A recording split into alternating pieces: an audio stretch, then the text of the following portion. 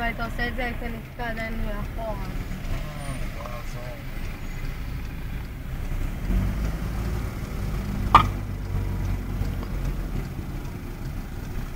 אנחנו רק בגשר ההלכה. כמה זמן זה? יש לנו עוד איזה 4 קשרים לעבור.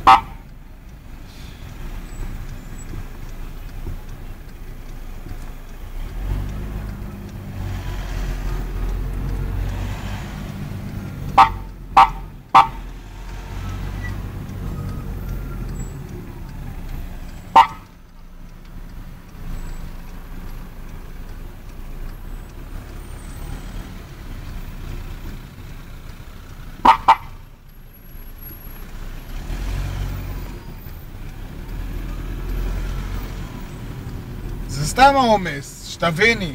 את מסיימת את כל הקשרים האלה? נו, את תראי שהכל זורם רגיל. אז מה פה ככה? בגלל המחלפים שפונים ימינה, אז כל אחד רוצה להידחף מפה. הם כאילו רוצים זה, ואז נדחפים, ואז גורמים לזה להיתקע.